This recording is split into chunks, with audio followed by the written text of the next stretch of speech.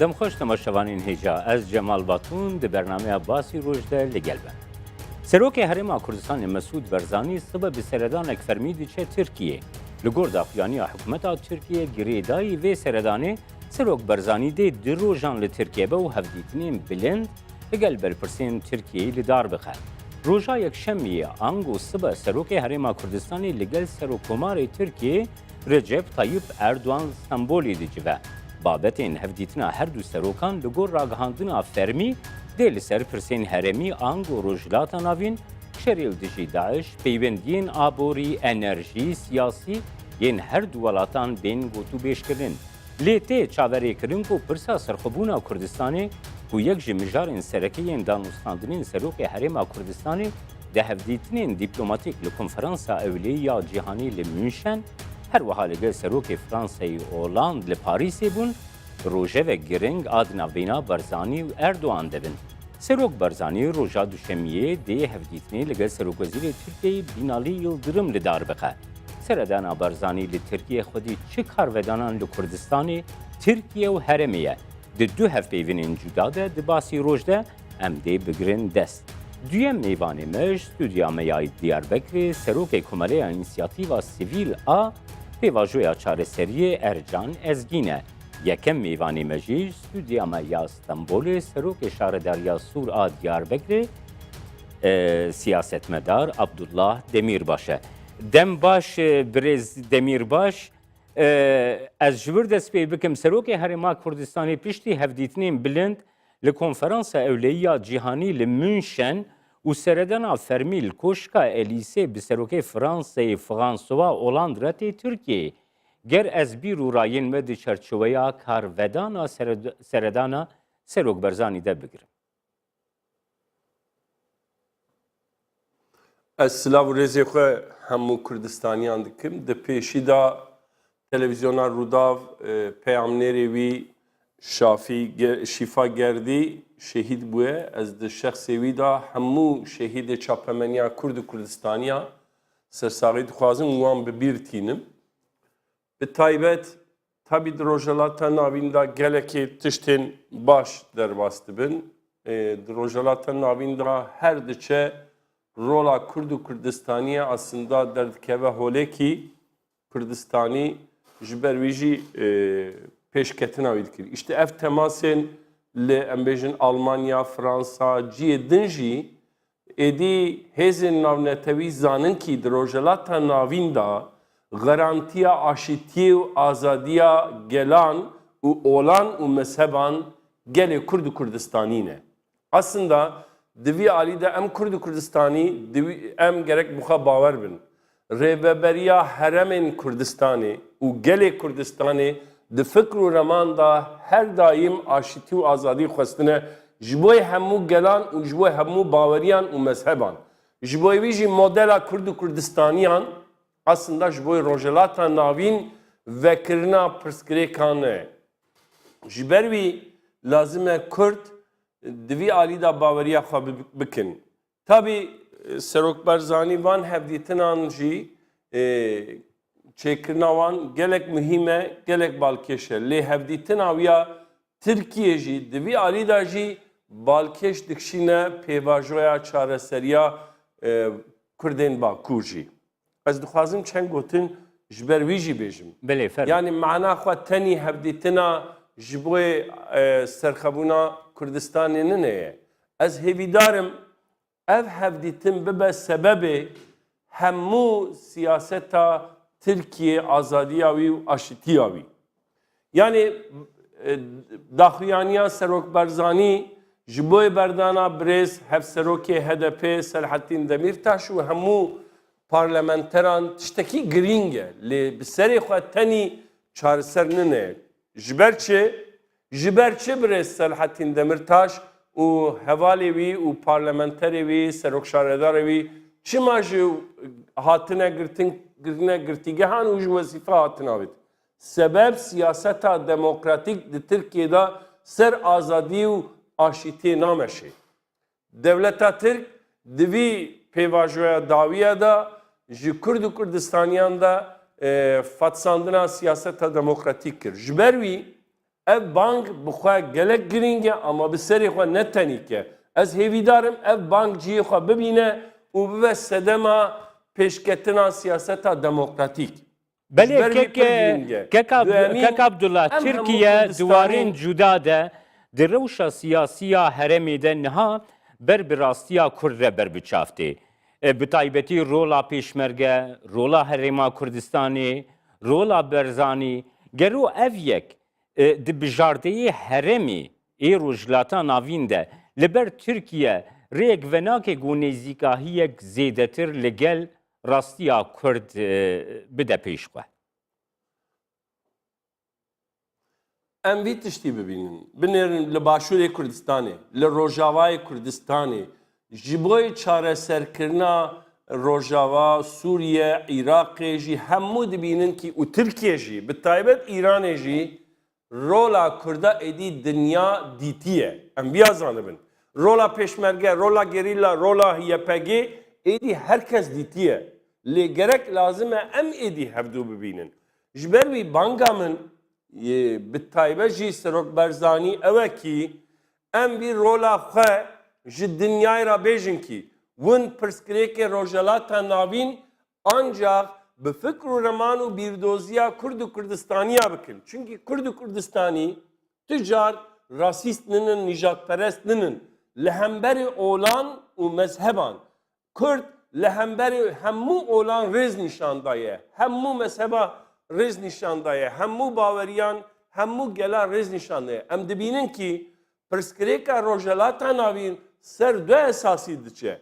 Yek gel şer dikin ji bo nasnamê xwe, ji bo em bêjin zimanê xwe, duhemîn ji bo baweriyê xwe û ji bo mezhebê xwe. Ev nakokî alozî ez bawer dikim bi modala Kurd û Kurdistaniya û fikr û remanê Kurd û Kurdistaniya bi çareser bibe. Em ya lazim e ji hemû cîhanê ra êdî bidin naskirin û cîhan jî vîya fêm kiriye. Ji ber wî rola Serok Barzanî ew e ki êdî Kongra netewî bê tecvînkirin. Êdî dinya jî vî tiştî dibêje lazim e Kurd bibin yek. Ji ber wî jî ji bo yekîtiya Kurd û Kurdistaniyan û rojhelata navîn çünkü em li hemberê dijî gelan û em bêjin dewleta ninin. Em jî dibêjin ki azadî û aştiya meçêbe. Ji ber wî jî rola Serok Barzanî gelek giring e. Banga min yekemîn ev e. Duhemîn jî lazim e Birêz Ehmed Türk ya jî çend siyasetmedarên Kurd lazim e ji bo Kongre netewî civîn bikin, komisyonekî ava bikin û lazim e bi Serok Barzanî ra ya jî Birêz Öcalan ra, Birêz Talabanî wan ra hemû rêveberên û rêberên Kurd û Kurdistaniya ra hevdîtin bikin û vî tiştî bêjin. Em Kurd dibin yek û ji bo rojhelata navîn pirsgirêka wî em amade ne. Ji ber wî banga min ev e.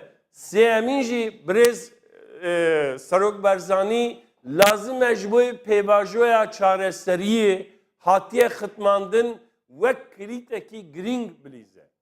Yani win zanin pêvajokî bi Birêz Öcalan ra dest pê kirbûn hatiye xitmandin ev bû sebebê gelek tiştên nebaş. Ji ber wî ji bo vî xitmandinê vekirina wî jî rola Serok Barzanî gelek girîng e.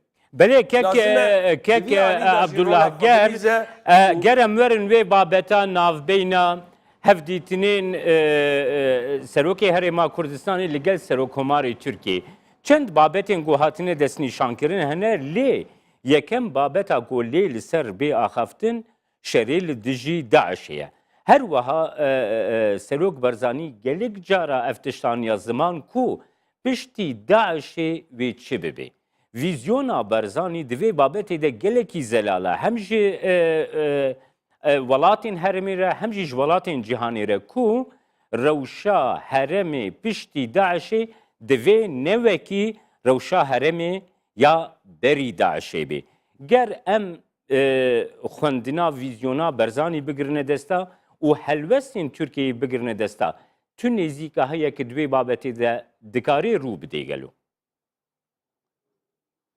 İşte ez jî vî tiştî dibêjim. Aslında rojhelata navîn da bi taybet piştî Daeş modela Kurd û Kurdistaniya gerek bêta ava kirin. Yani em dibînin Daeş û evê li hemberê Daeş piranî şer dikin, şerê mezheb û baweriya dikin û nasnama dikin. Lê em vî tiştî zanin ki hemû Kurdistanî li hemberê hemû olan û hemû mezheban bi taybet jî rêz girtine. Duyemîn Kurd û Kurdistanî li hemberê şerê Daeş xwe şer dikin û serkeftin jî dikin. Lê kêmaniya me ev e ki em vî tiştî raya giştî ra nikarin bidin fêmkirin. Sebeb jî em Kurd neyekin. Hemû cîhan hêzên navnetewî dibêjin ki bi taybet ma Kurd ki ez bawer dikim li Başûrê Kurdistan serdanekî gotibûn lazim e Kurd bibin yek. İşte rola Serok Barzanî hem ji bo bîrdoziya felsefa me û modela rojelata navîn çareseriya wî girîng e, duyemîn jî ji bo Kurd û Kurdistanî bibin yek. İşte ji bo wî kongra netewî lazim e bête avakirin û civînê. Yaxuna perçekî xilas bûye êdin xilas nebûye ev ya ji bo me tenîrinin. Mesela ez bi xwe şexs vî tiştî û ez bawerim pirî Kurdistanî vî tiştî dikin. Serxebûna em bêjin Başûrê Kurdistan tu Kurd li hemberê wî tiştînin. Lê her çar perçê Kurd lazim e gora şert û mercê xwe çareseriyê xwe belkî ava bikin. Lê lazim e ev jî ji bo wî lazim e kongre netewî bê civînkirin. Banga min ew e yani hevdîtina Serokkomarê Tirkiyeyê lazim e ev babet jî bê zimankî vî tiştî bê ew kirin. Kongra neteviya Kurd û Kurdistaniya avakirin ne li hemberê Tirkiye, İranê û Iraqê li Sûriyeyê jî. Aslında ji bo wan jî gelek baş e. Ev belayê Daeş ji rojelata navîn biqede.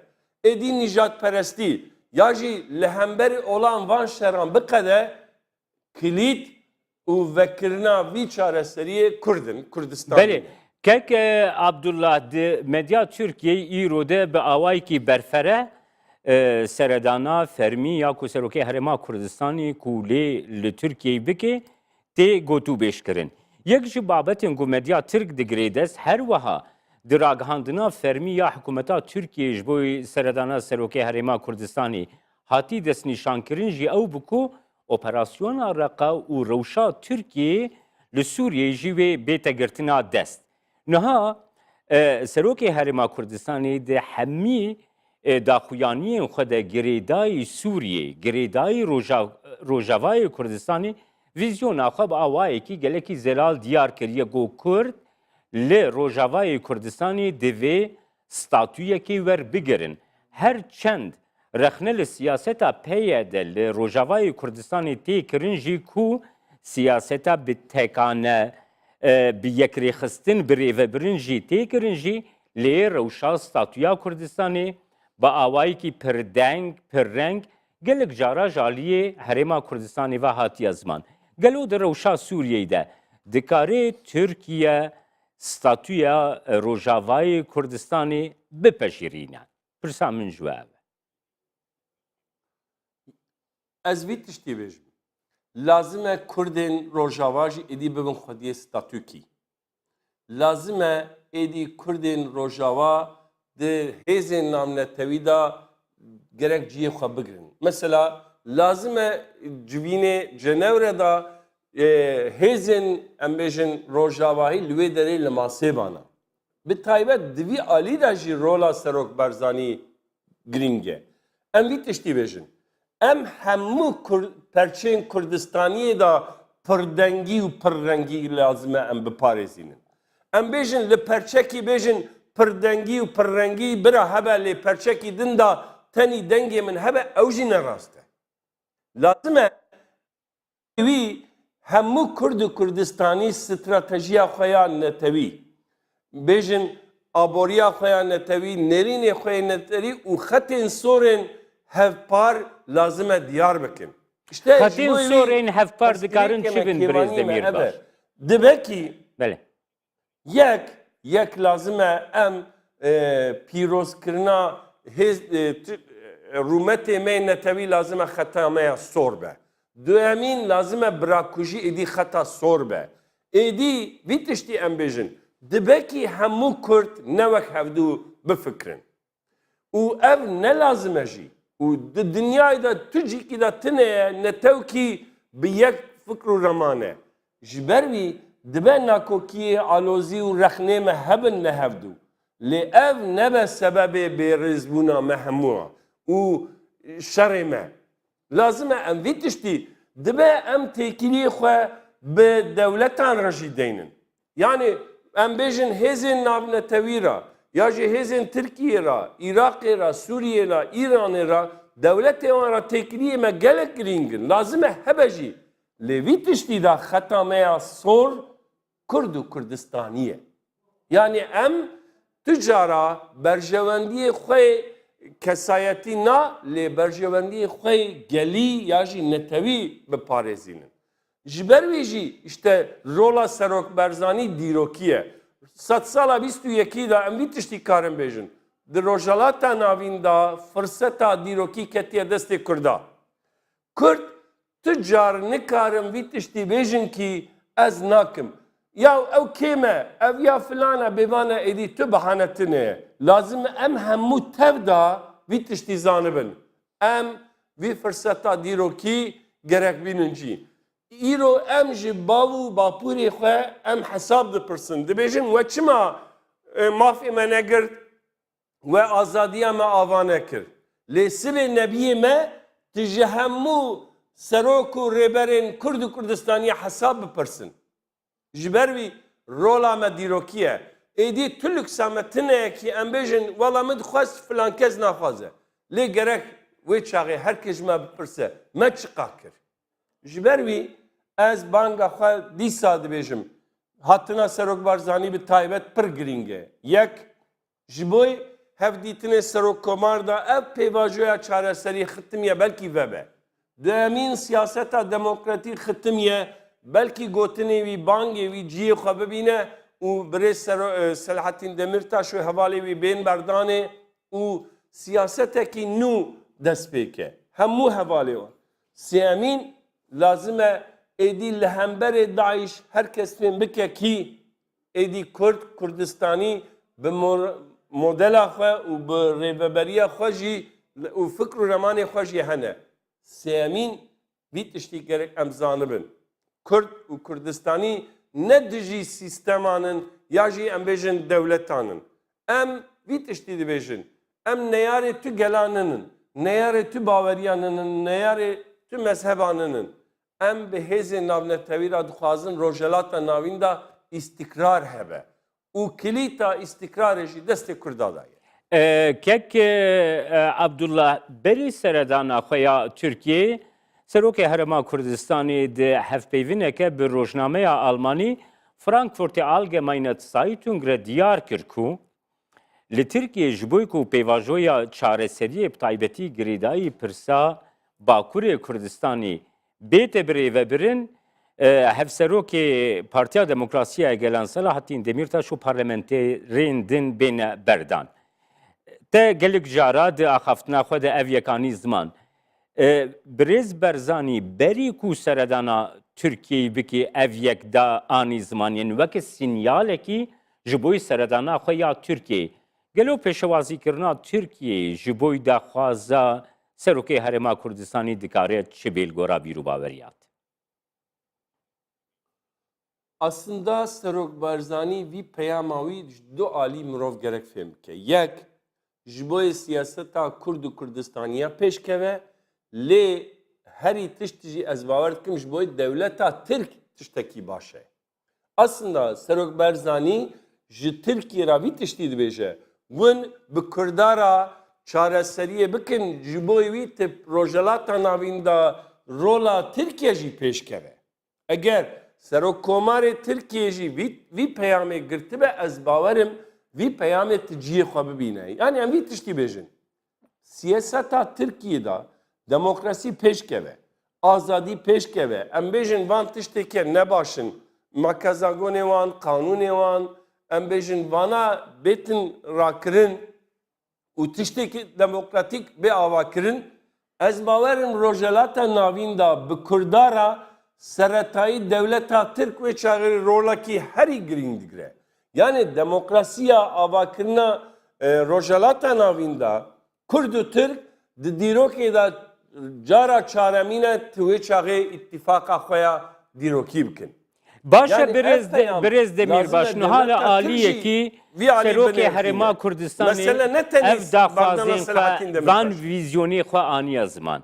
Leyla aliyê dî rastiyek li Bakurê Kurdistanê gotê jiyandin jî ev e. Ew rastî ku li Bakurê Kurdistanê şerek, teqînî, bombe her rojê ku li Bakurê Kurdistan rû didin. Gelo li Bakurê Kurdistanê tevgera siyasî ya Bakurê Kurdistanê jî gelo pêwîst e rêyekê nevekê ku karta di destê Serokê Herêma Kurdistanê de bihêztir bê, got bikaribe yani daxwaza pêvajoya çareseriyê li Bakurê Kurdistanê bi awayekî bihêztir bênê rojeva siyasî ya cîhanê bixweş. Winzanin gelek demekî dirêj aslında divî pêvajoya çareserî da şer rawestandin gelek pêşketibû. Lê çawa ev pêvajoya Kobanî xirab bû û piştî wî em bêjin plansaziyê din çêbûn, ev rewş xirab bû. Aslında lazim e her du alî jî, yani bi taybet jî banga min ev e, hem dewleta Tirk û hêzên çekdarî jî lazim e bi rûmetî paşvekî gavekî paş ve bavêjin. Yani her du alî jî vî tiştî êdî gurûr nekin, ji bo vî tiştî yani hêzên xwe em bêjin leşkerî û ji bo şer û alozî pêşkeve bi hêz ve gavekî paş ve herin. Ji ber wî banga min evekî wek agirbestekî em bêjin hem fermî û hem jî zimmî çêbe. Eger fermî çê nebe jî zimmî çêbe ama lazim e di vî tiştî da gavekî pêşî dewleta Tirk vî tiştî bavêje. Siyaseta demokratîk rê û rêbazê wî veke. Ana çima şer pêş dikeve? Ev ya wek em bêjin sîstemekî ye. Tu alîkî bixitmînî û em bêjin kî zilm lê bikî alî din pêş dikeve. Îro siyaseta demokratîk bin zilmê da ye ji ber wî çekdarî pêş dikeve. Em vî tiştî dibêjin kî lazim e vî xitmandinê Serok Barzanî veke û siyaset rê û rêbazê wî bibe û lazim e siyaseta Kurd jî li hemberî vî tiştî bersîvaviya bide erênî. Belê. Birêz Demirbaş her wiha di nirxandinên pîsporan de ji bo Herêma Rojhilata Navîn bi taybet piştî hatina desîlata nû ya Amerîkayê wisa tê xwendin ku di herêmê de bi taybetî ew metirsiyên ku li Tehranê, li Bexdayê, li Şamê têne jiyandin ku beramberî wêna Tirkiye, welatên kendavê û siyaseta nealî ya Herêma Kurdistanê jî weke diyardeyek wekî vîzyoneke serkeftî got derdikeve pêş. Nêzîkahiya Tirkiye li gel vîzyona Kurd di herêmê de wê bêhnekî ji bo Tirkiyeyê jî venekê li gora bîrûbaweriya. Ez tam jî ez vî tiştî dibêjim. Aslında di bîrûbaweriya bîrdoziya Tirkiye da ew sîstema Türk İslamê da vî tiştî heye. Dibêje kî em mafê Kurda bidin, tu Kurd veqetin, işte em ê wê çaxê tiştê nebaş bibînin. Ez dibêjim ev şaşiya xeletî ye. 100 salê wê ye we bi vî bîrdoziyê we meşand çi çareserî bû? Çi serket? Daima Kurd û Türk hatin hemberê hevdû şer kirin însan mirin nakokî û alozî pêşketin. Ez vî tiştî dibêjim. Devleta Tirk vî bîrdoziya xwe bigewrîne û bêje kî ez lazim e rojhelata navîn da bi birayê xwe Kurd û Kurdistaniya ra ez aşitî û azadiyê û aramiyê ava bikim, ez ê rojhelata navîn da bibim dewleta seretayî û ji hemû dewletê din ra, Sûriye ra, Iraqê ra û Îranê ra em bêjin dewletê din ra bibe model. Wê çaxê peşketin avan dibe. Yani aslında ji berjevendi wan raji başe. Ama em bir tiştî bêjin eğer di zilmê de ısrar bikin bawer bike naçe serî. Ji ber wî jî işte rola Kurda pêşketiye. Êdî Amerika jî, İsrail jî, Rusya jî, em bêjin İngiltere jî û hêzên din jî hemû herkes fêm kiriye ki vî tiştî êdî Kurd û Kurdistanî karin çêkin. Ama bi çawa em bêjin bi sistemekî demokratîk di rojelata navîn de ava bibe. Em ne li hemberê tu gelanin jî.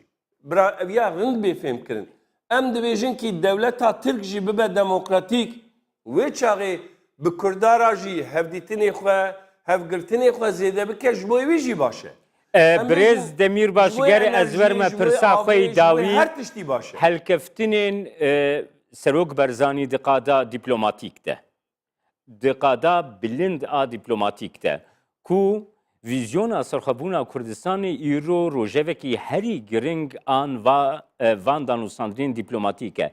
Li raya giştiya Bakurê Kurdistanê çawatê pêşewazî kirin û ti wekî siyasetmedarekî naskiriyên doza Kurd tu çawa pêşewazî. Ez vî tiştî bêjim bi taybet jî van hevdîtinê Serok Barzanî ji bo serxwebûnê tiştekî gelek giring e. Em bêjin Fransa jî, Almanya jî û gelekî hêzên navnetewî jî vî tiştî piştgirî didin.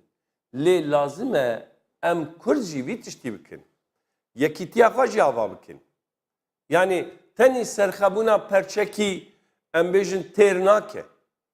Li her perçe jî gora xwe çareserîkî modelkî bê avakirin. Ji bo wî işte kongre netewî pir giring e. Ez bi xwe wek şexsekî ez Kurdistanekî serbixwe li başûr ne dijîyîme û ne li hemberê wî ye ez piştgiriya wî jî dikim. Ama her perçe Kurdistanê jî gora xwe şert û mercê wî û sosyolojiya wî, aboriya wî yan jiyana wî gora xwe çareserîkî dike. Li hemberê vî tiştî jî mirov gerek rêzbû nîşan bide. Gelekî spas birêz Abdullah Demirbaş Serokê Şaredarayê Berê Sûr a Diyarbekirê siyasetmedar ku ji Stûdyoya me Stenbolê tûlgelme. Silav rêz. Temaşevanên hêja piştî navbeyne Kurd em derbasî Diyarbekirê dibin. Li vê derê li gel Serokê Komeleya Pêvajoya Çareseriyê MD Ercan Ezgîn hevpeyvîna xwe dûvem piştî bêndanekî Kurd kir.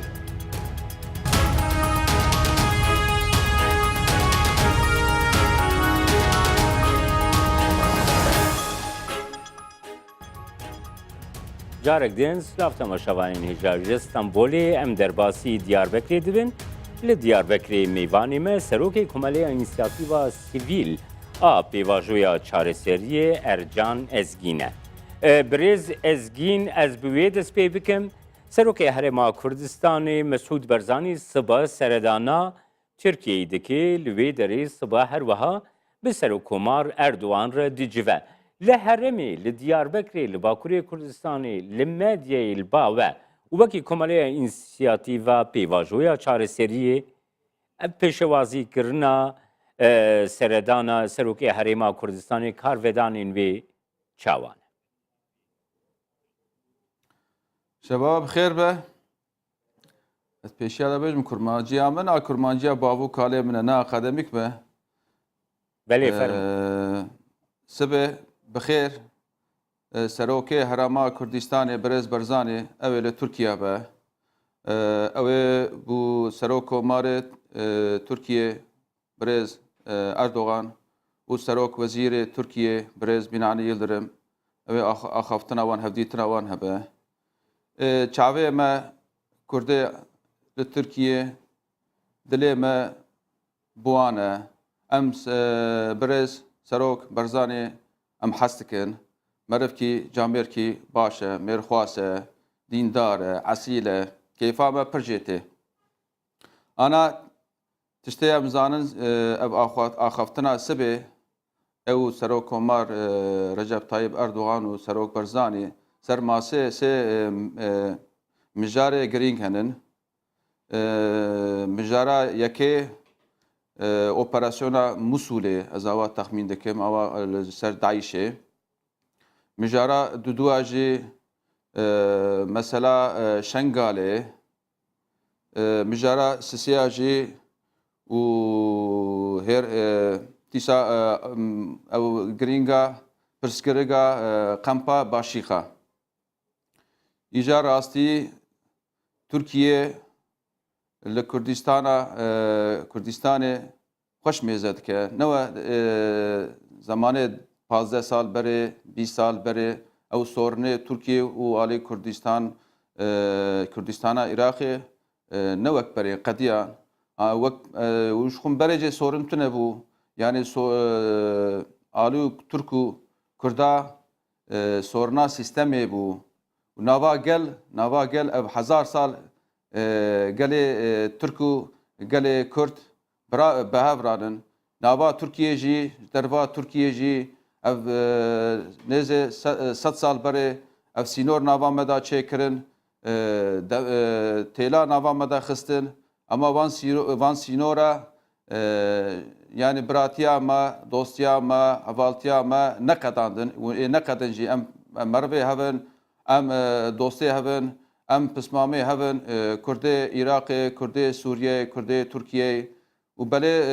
ترک جی اوجی بری هفن اوجی لما اوا میزد کن از باورم لکرده کردستان عراقی هرما عراقی جی اوجی لما ترکاجی اوا میزد کن ام مجبورن نوا ارتا دوغوی اتفاقا ترکو کردا ام چیکن بله که ارجان نها یک جبابتین گلکی گرین گود روژوا سروک هرما کردستان و سروکماری ترکیه ده شریل دجی داعشی وکی گوته جی دست نشان کری شریل دجی داعشی وسا دیاردکی کو رولا کرد شری داعشی ده رولکی سرکه بیه هر وها ترکیه جی نها لدجی داعشی ده هف پیمانیا ناف دولتی ده گلو او یکو صادقی گو هر دو آلی ده تیکیلین هف دوده پیوندین هف دوده نزیکتر حرکت بک مجبور راست انا داعش yani çava bejin ketiya nava orta doğu vek jarki yani vek katila insana dukjin ta ew şuxa dibe em Müslümanın dava Müslümani dikin alaqawa Müslümana tine ew dibe em Sünninin em Şiiya dukjin alaqawa bi şi tine Sünniya jî dukjin Şiiya jî dukjin Kurda jî dukjin Araba jî dukjin yani beğeri beğeri her insana dukjin u rasiyana nava orta doğu peşmerge serika deste seri peşmerge به داعش را شرکی مازن دکه جنگی مازن دکه و ترکیه جی دستک داده و همبر یکه دشمن یکه مجبور وی سوره وی پسکرگه داعش وی oyuna وی لیستیکا و امجراد من لیستیک yani evya ne işe Müslümanaya evya ne sorun İslamiyetiye davavan jine İslamiyetiye beygere kuştini beygere hune beygere katliama tişki nakin u rasti Türkiye jî ana operasyonu mazın ser Daişê dike û heta parî jî êrişê Daişê nava Türkiye pir bû hema li alî Entebê êrişa wan nêzê 55 kes pirî jî kurman bû hatin kuştinê jiyana xwe hinda kirin û rastî dû wî jî Türkiye dest bi operasyonê kir ji Celabrûsê ket tundir. İja Türkiye çavê wî em dibêjin ne li heriyê wî heriya Sûriye, toprağa Sûriye, erdê Sûriye, Türkiye sadece güvenliga xwe ewlekariya xwe ser wî dere. Tabî ana Orta Doğu wek dişewte agir pê ketiye. Agira li wê dişewte dilê me jî pê dişewtin. Kurd û Türk û em Ereb giş mecbur lazimiye nava Orta Doğu ittifaqê bikin. Çare tune Baş birêz ezgîn yek ji babetên ku siba wê bê girtina desta her wiha تکیلین آبوری آنگو تکیلین اکونومیک دناوبینا هولیر و آنقره دبن هر وها تکیلین انرژی جی دوی بابتی ده تکیلیه کی خورد دناوبینا هرما کردستانی و ترکیه ده دوا سالین داوی ده ایکو رودایی هیا هون پیشوازی دکن چاوری دکن کو او تکیلین اکونومیک تکیلین انرژیک دناوبینا ترکیه و هرما کردستانی ده برفرهتر جی ببن راستی بله آنا ev ilişkiye ser ekonomi raste ana Kürdistan'a Irak'ı Harama Irak'ı Kürdistan'a lüe ka eve çam bejin aliki Suriye aliki İran'e aliki Türkiye'ye yani bakte İran jitune ser Kürda az avad binim u bakte Suriye ji از آواد بین سر کرداتونه دمینه ترکیه و کردستان هرما کردستانه اف نزه بو هفت حی ساله الاکونومی الانرژیه و سر افلکاریه سر پولیتیکای سر سیاسته اف هفت سردانا چوندون هاتنا آخافتنا راستی پر قاتقیه اولملیک دا هر دو آلیجی و هر دو آلوجی ام چاوب جهاv وک مجبورن چاره جیتونه ایجاب ناکه و نابجی دشمنی هف هم بری هف مجبور راستی اوی دوستی هف بن متفقی هف بن منفعتی وانجی ortağı başka yani hindi jvi işeji nikar je bixatin برز ازگین یک جبابتین کو سروکی هرما کردستانی ده همی پیوندین خوی دیپلوماتیک ده دگره دست پرسا سرخبونا کردستانی اوتی گوتون کو پرسا سرخبونا کردستانی ده یک جمجارین سرکه ین هفدیتنین ناوبینا برزانی و اردوان دبن شرووان پیسپورین سیاستمدار لترکیه وسا دنرخینن کو ترکیه ده نببه آستنگ لپیشیا پرسا سرخبونا هرما کردستانی bir rayete dve babeti de çine. Denk خوشنات پتام فهم نکر. بله از جارeke دی بگرمه دستا سروکی هرما کردستانی همی پیوندی خوی دیپلوماتیک ده بتایبتی دما داویده ل کنفرانسا اولیه جیهانیا مünشنی ده لگل فرانسوا اولند ل پاریسی جی پرسا سرخبونا کردستانی یک جه پرسین سرکه هفدیتینین وی بون. ده چاوری کرن کو ده هفدیتینا برزانی و اردوان ده پرسا سرخبونا هرما کردستانی پرسکی گرنگ یا و هفدیتینه بی. پیسپور سیاستمدار شرووان لترکیه و سادن ارخینن کو ترکیه ده نببه آستنگ لپیشیا پرسا سرخبونا کردستانی bir rayı ve dve babeti de.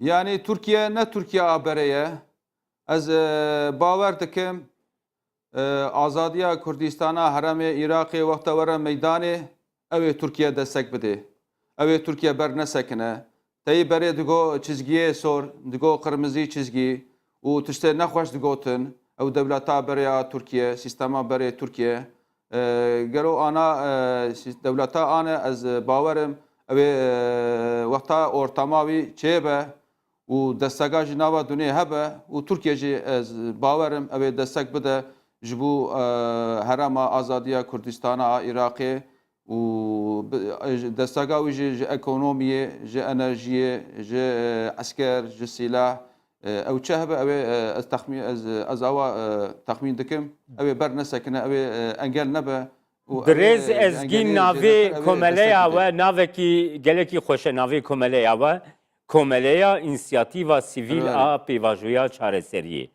نها پیواژویا چارەسەری. بله نها روشا پیواژویا چارەسەریه ل ترکیه ختمیه.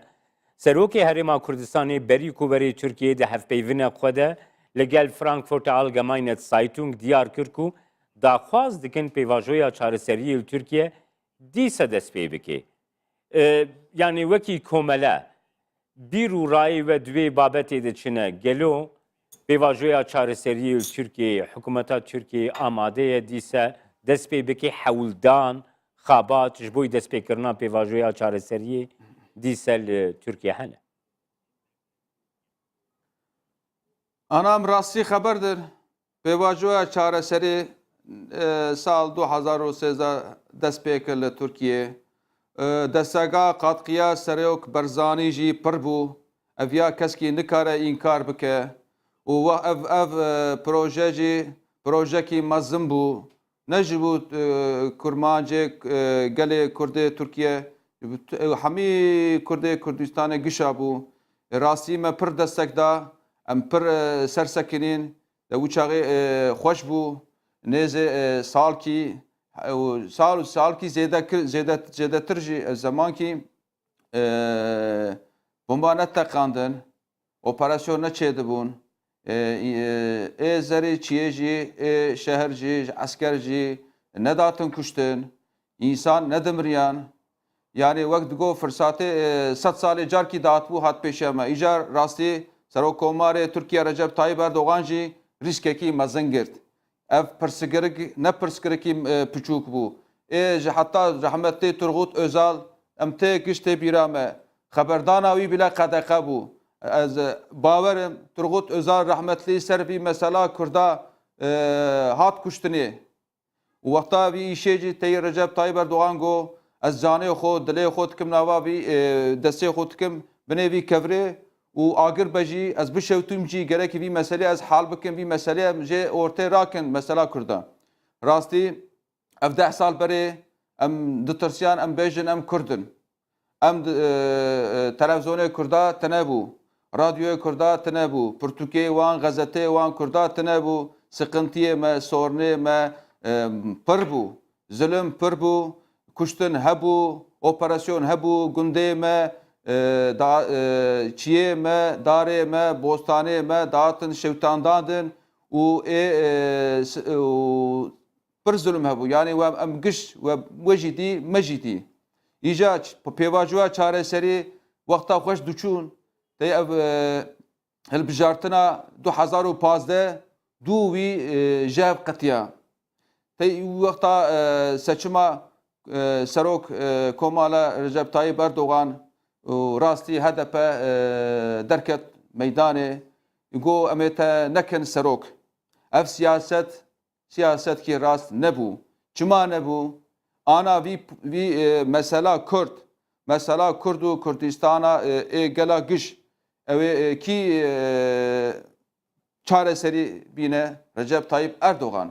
Ka em ji MHP, ka ji CHP, ev CHP ev nêzê bû 100 sal yani xûna Kurda bixwin rehet nebûn. Zimanê me qedexe kirin, her navê me qedexe kirin, navê şehrê me degiş kirin û van îşkenca, van baskiya, van zulmiya ji cezaeviyê derba 80 giş ji destê wan çêbû. Ma destê me de Recep Tayyip Erdogan mabû. Yani ev ya em înkar nakin.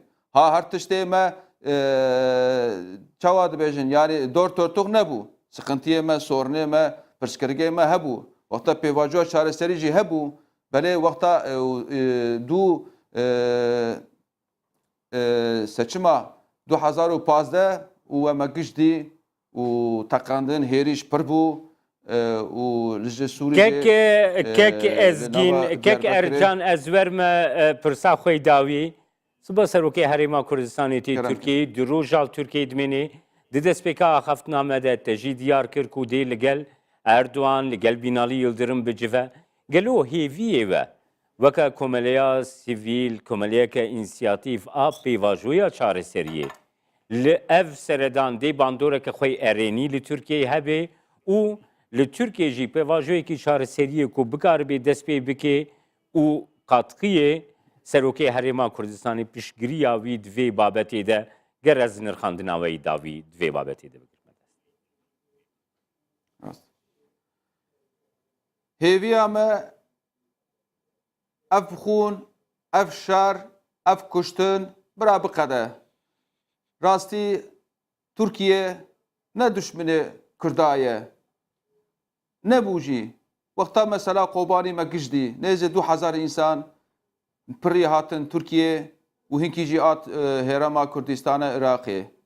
و اما انا وی ortamê de wexta her ro hêrî çêbe însan werin kuştin esker polis werin kuştin şehîd bin nava memleketê Tirkiye de bajarê Tirkiye de em nikarin xala çareseriya pêvajoya çareserî bikin wexta her ro cenaze were wexta her ro şehîd herin alî batiyê îja ew ruhê milliyê çîzê de dibe û rastî û partiya AK Partî jî ana serî daye ew jî siyaset dike mecbûr lazimekî çareserî çi ye ev xûn ev hêrîş ev kuştin ev teqandin gerek biqede da zamanê sîlahê nava Tirkiye qediya bi sîlahê sornê me pirsgirgê me naçe serî ev wingiş wedî nava bajarê Tirkiye li Amedê li Şirnaqê li Cîzîrê dez van çala dez van çuqura kirin bi nêzê 8,000 însan hatin kuştin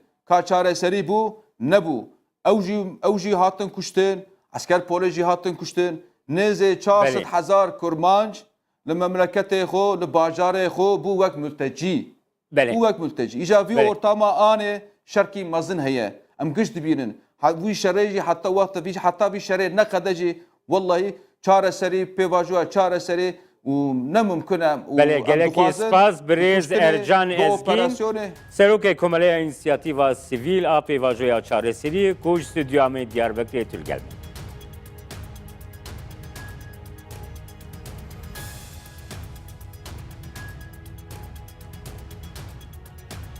Temaşevanên hêja viya wayê em hatin dawiya bernameya îro ya basîroj heta bernameyek dina basîroj her şadî.